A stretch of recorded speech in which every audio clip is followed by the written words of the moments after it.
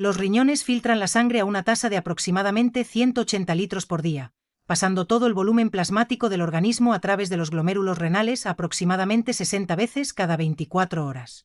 Cada riñón contiene entre 800,000 y 1,200,000 nefronas, y cada nefrona es una unidad funcional independiente compuesta por un glomérulo capilar rodeado por la cápsula de Bowman, un túbulo contorneado proximal, el asa de Henle, un túbulo contorneado distal, y un túbulo colector que desemboca en la pelvis renal. Cuando las nefronas comienzan a perderse de manera progresiva por hipertensión arterial crónica, diabetes mellitus tipo 2, glomerulonefritis o nefropatía isquémica, el riñón compensatorio restante aumenta su tasa de filtración individual por hiperfiltración glomerular, enmascarando la pérdida acumulada de nefronas hasta que la función renal total ha caído por debajo del 50% de lo normal. Según datos del Centro Nacional de Información sobre Enfermedades Renales Crónicas de los Institutos Nacionales de Salud de los Estados Unidos, aproximadamente el 37% de los adultos mayores de 65 años tiene enfermedad renal crónica en algún estadio, y más del 50% de esos adultos desconoce que sus riñones están fallando porque las señales que produce la pérdida progresiva de nefronas son vagas, difusas y fácilmente atribuibles a otras causas. La tasa de filtración glomerular estimada, calculada a partir de la concentración de creatinina sérica utilizando la ecuación Chronic Kidney Disease Epidemiologic Elaboration o la ecuación Modification of Diet in Renal Disease. Es el parámetro de laboratorio que cuantifica la función renal residual en mililitros por minuto por 1,73 metros cuadrados de superficie corporal. Una tasa de filtración glomerular estimada entre 60 y 89 mililitros por minuto corresponde al estadio G2 de enfermedad renal crónica con reducción leve. Una tasa de filtración glomerular estimada entre 30 y 59 mililitros por minuto corresponde al estadio G3A y G3B con reducción moderada. Una tasa entre 15 y 29 corresponde al estadio G4 con reducción severa.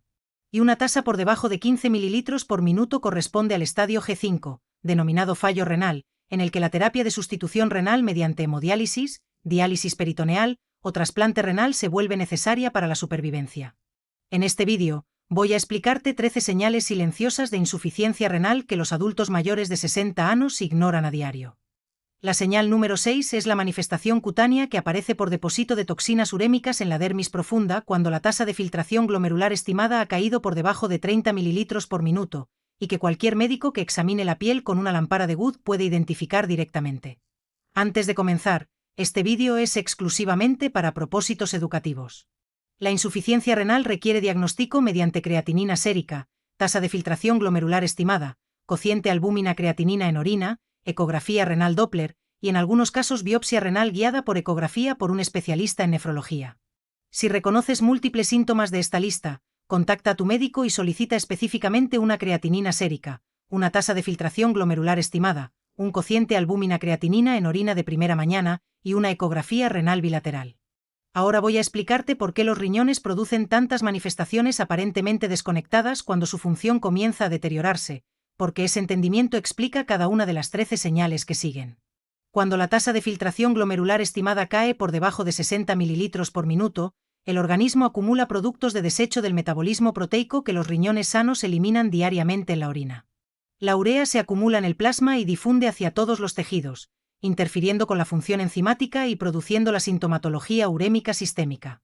La creatinina sérica supera 1,2 miligramos por decilitro en mujeres y 1,4 miligramos por decilitro en hombres, valores que frecuentemente son ignorados en análisis rutinarios sin calcular la tasa de filtración glomerular correspondiente. El fosfato inorgánico, que normalmente es excretado por los túbulos renales proximales bajo la regulación del factor de crecimiento de fibroblastos 23, se acumula en el plasma cuando la función tubular renal se deteriora, produciendo hiperfosfatemia que estimula la secreción de hormona paratiroidea por las glándulas paratiroides y genera la osteodistrofia renal con pérdida ósea y calcificaciones vasculares.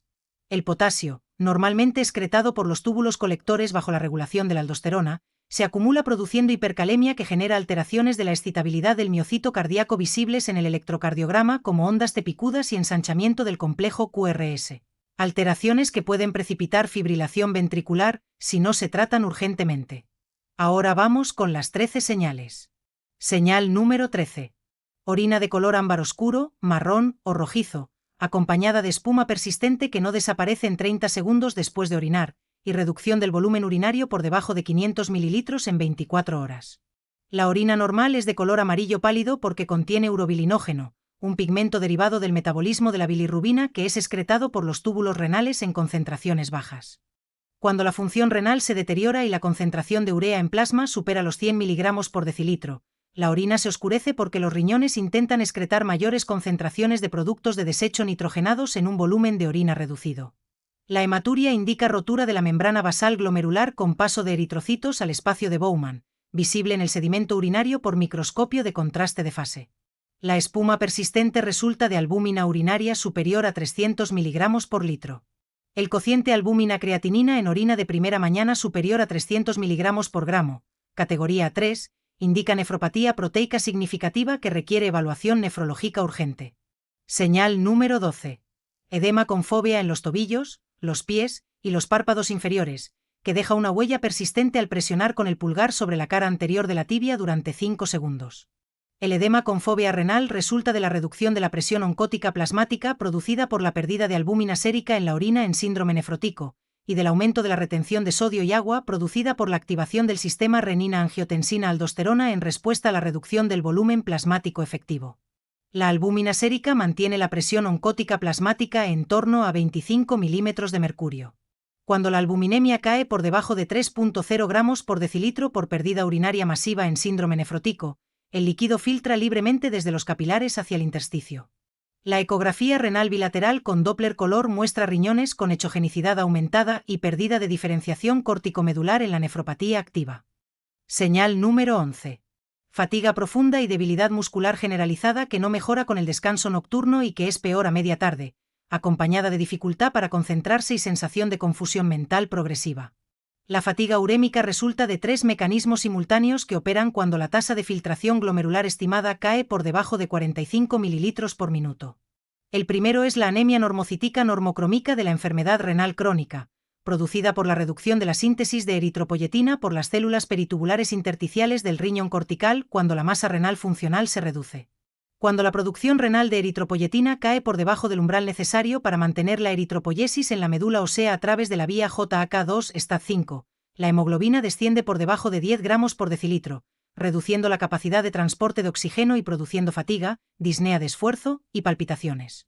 El segundo mecanismo es la acumulación de toxinas urémicas incluyendo la indoxil sulfato, el pecresil sulfato y la beta-2 microglobulina, que atraviesan la barrera hematoencefálica y alteran la transmisión glutamatérgica y GABAérgica en la corteza cerebral, produciendo el deterioro cognitivo conocido como encefalopatía urémica. El tercer mecanismo es la inflamación crónica de bajo grado producida por la acumulación de citocinas proinflamatorias incluyendo la interleuquina 6, la interleuquina 1 beta y el factor de necrosis tumoral alfa, que en la enfermedad renal crónica no son adecuadamente depurados por los riñones y producen activación del eje hipotálamo-hipófisis suprarrenal con elevación crónica del cortisol. Señal número 10. Hipertensión arterial de difícil control que requiere 3 o más fármacos antihipertensivos para mantener la presión arterial sistólica por debajo de 140 milímetros de mercurio, a pesar de la adherencia terapéutica adecuada. Los riñones regulan la presión arterial mediante la excreción tubular distal de sodio regulada por aldosterona, la liberación de renina por las células justaglomerulares de la arteriola aferente y la síntesis de prostaglandinas vasodilatadoras por las células intersticiales medulares. Cuando la masa de nefronas funcionantes se reduce por enfermedad renal crónica, la capacidad del riñón de excretar sodio disminuye, el sistema renina-angiotensina-aldosterona se activa crónicamente elevando la presión arterial a través de la angiotensina 2, y la síntesis de prostaglandinas vasodilatadoras renales se reduce, incrementando la resistencia vascular periférica. La combinación de estos 3 mecanismos produce la hipertensión renovascular de la enfermedad renal crónica, que se caracteriza por resistencia a los antihipertensivos convencionales y por el patrón de hipertensión nocturna no DIP invisible en la monitorización ambulatoria de presión arterial de 24 horas, donde la presión arterial nocturna no desciende más del 10% respecto a los valores diurnos. Señal número 9. Náuseas matutinas sin relación con el embarazo. Pérdida del apetito con aversión específica a los alimentos ricos en proteínas como la carne roja y sabor metálico persistente en la boca a lo largo del día. La náusea urémica resulta de la acumulación de urea en la mucosa gástrica y duodenal, donde la ureasa bacteriana la convierte en amoníaco que irrita la mucosa e impulsa señales aferentes al área postrema medular activando el centro del vómito. La aversión a los alimentos proteicos resulta de la asociación condicionada entre la ingesta proteica y el agravamiento de la sintomatología urémica, ya que el catabolismo de las proteínas produce más urea, que a su vez eleva la urea plasmática y amplifica la náusea. El sabor metálico en la boca, denominado disgeusia urémica, resulta de la excreción de urea por las glándulas salivales y de su posterior conversión en amoníaco en la cavidad oral, produciendo un sabor amargo y metálico persistente que es detectado por los receptores de sabor amargo en los cálices gustativos de las papilas circunvaladas y fungiformes de la lengua. La concentración de urea salival medida en muestras de saliva total obtenidas por sputum se correlaciona con la concentración de nitrógeno ureico en sangre cuando ésta supera los 60 miligramos por decilitro. Señal número 8. Calambres musculares nocturnos en los músculos gastrocnemio y soleo de las pantorrillas que despiertan al paciente del sueño, y síndrome de piernas inquietas con sensación de necesidad incontrolable de mover las extremidades inferiores en reposo. Los calambres musculares en la enfermedad renal crónica resultan de las alteraciones electrolíticas y del metabolismo del calcio y el fósforo que acompañan al deterioro de la función renal tubular. La hipocalcemia que acompaña a la hiperfosfatemia renal, producida por la reducción de la síntesis renal de calcitriol o 1,25 dihidroxicolecalciferol por las células tubulares proximales del córtex renal, reduce la concentración de calcio ionizado en el líquido extracelular que rodea las fibras musculares esqueléticas. La reducción del calcio ionizado extracelular eleva la excitabilidad de las membranas de las fibras musculares esqueléticas al reducir el umbral de activación de los canales de sodio dependientes de voltaje en el sarcolema, produciendo contracciones involuntarias sostenidas que se perciben como calambres. El síndrome de piernas inquietas resulta de la deprivación dopaminérgica en los ganglios basales cuando la ferritina sérica cae por debajo de 100 microgramos por litro en la anemia renal. Señal número 7. Dificultad para respirar con actividad física mínima como subir un tramo de escaleras o caminar 100 metros en terreno llano, y necesidad de dormir con 2 o más almohadas para evitar la sensación de ahogo al adoptar la posición de cúbito supino. La disnea en la insuficiencia renal resulta de 2 mecanismos que pueden coexistir. El primero es la anemia secundaria a la deficiencia de eritropoyetina, que reduce la capacidad de transporte de oxígeno de la sangre y obliga al corazón a aumentar el gasto cardíaco para compensar la menor cantidad de oxígeno por unidad de volumen sanguíneo, produciendo disnea de esfuerzo cuando el gasto cardíaco no puede aumentar suficientemente para cubrir la demanda de oxígeno durante el ejercicio. El segundo mecanismo es el edema pulmonar por sobrecarga de volumen renal. La radiografía de tórax muestra redistribución vascular superior, líneas de Kerley-B en los ángulos costofrénicos, y en casos avanzados edema alveolar bilateral. La ortopnea resulta del incremento del retorno venoso en decúbito, que eleva la presión de enclavamiento capilar pulmonar por encima de 18 milímetros de mercurio, produciendo transudación alveolar en pacientes con sobrecarga de volumen renal. Señal número 6. Prurito generalizado de predominio nocturno que afecta principalmente el dorso, los brazos y la cara anterior de los muslos, sin ningún sarpullido, eritema o lesión cutánea visible que lo explique, y sin respuesta a antihistamínicos ni a cremas emolientes. Esta es la señal cutánea que aparece cuando la tasa de filtración glomerular estimada ha caído por debajo de 30 mililitros por minuto, producida por el depósito de cristales de fosfato cálcico en la dermis profunda y por la acumulación de toxinas urémicas en el tejido cutáneo, y que cualquier médico puede identificar mediante examen dermatológico directo con la ampara de Good. El prurito ureémico resulta de la deposición de calcio y fósforo en la dermis bajo la forma de cristales de hidroxiapatita cálcica visibles en la biopsia de piel como depósitos basófilo-granulares perivasculares en la tinción de hematoxilina eosina, y de la acumulación de histamina, sustancia P y endocannabinoides en los mastocitos dérmicos, que activan los receptores de prurito en las fibras nerviosas C de la dermis superficial. A diferencia del prurito dermatológico, el prurito ureémico no produce lesiones cutáneas primarias como vesículas, pápulas o eritema, sino únicamente lesiones secundarias de rascado como escoriaciones lineales, liquenificación y prurigo nodular por rascado crónico. La biopsia de piel mediante punch de 4 milímetros con tinción de Von Cosa demuestra depósitos de fosfato cálcico en la dermis profunda. El producto calciofósforo plasmático superior a 55 miligramos cuadrado por decilitro cuadrado indica riesgo elevado de calcificaciones dérmicas y vasculares. Señal número 5. Cambios en la frecuencia y el volumen urinario, con orina muy espumosa por la mañana, o por el contrario, reducción marcada del volumen urinario nocturno o aumento marcado de la frecuencia urinaria nocturna con producción de grandes volúmenes de orina diluida. La nocturia, definida como la necesidad de despertar del sueño para orinar más de 2 veces por noche, es uno de los primeros signos de pérdida de la capacidad de concentración tubular renal.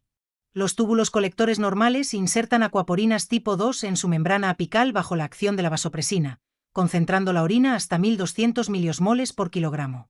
Cuando la enfermedad renal crónica destruye los túbulos colectores, la osmolalidad urinaria no supera los 300 miliosmoles por kilogramo y se producen grandes volúmenes de orina diluida. El cociente osmolalidad urinaria plasmática cae por debajo de 1.0 en la insuficiencia de concentración tubular, frente al valor normal superior a 3.0 en orina de primera mañana. Señal número 4. Piel pálida con un tono grisáceo o amarillento, pelo seco y frágil que se cae más de lo normal al peinarse, y unas britiles con bandas blancas horizontales llamadas líneas de Muerque visibles en las uñas de los dedos de la mano. La coloración grisácea de la piel en la insuficiencia renal crónica resulta de la combinación de la anemia normocítica normocrómica producida por el déficit de eritropoyetina, que reduce la cantidad de hemoglobina oxigenada que da el color rosado normal a la piel, y de la acumulación de urocromos y otros pigmentos polares en la dermis que no pueden ser excretados eficientemente por los riñones en fallo. Las líneas de Muerque son bandas blancas horizontales paralelas en la superficie ventral de las uñas de los dedos de la mano, separadas de la placa ungueal normal por áreas de coloración normal, producidas por edema subungueal localizado asociado a la hipoalbuminemia severa de la nefropatía proteica. A diferencia de las líneas de Bo, que son depresiones transversas en la placa ungueal producidas por interrupción transitoria del crecimiento de la matriz ungueal, las líneas de Muerque son coloraciones blancas planas que no se deprimen con la presión y que desaparecen al comprimir la placa ungueal contra el lecho ungueal, reaparecer al soltar la compresión. La identificación de líneas de Muerque en el examen físico de las uñas de un paciente con fatiga, edema e hipertensión es un hallazgo específico de hipoalbuminemia severa que debe provocar la medición inmediata de la albúmina sérica y del cociente albúmina-creatinina en orina. Señal número 3. Dolor óseo difuso en la columna vertebral dorsolumbar, las costillas y la pelvis, con o sin fracturas por fragilidad producidas por traumatismos mínimos que en un adulto con función renal normal no causarían ninguna fractura.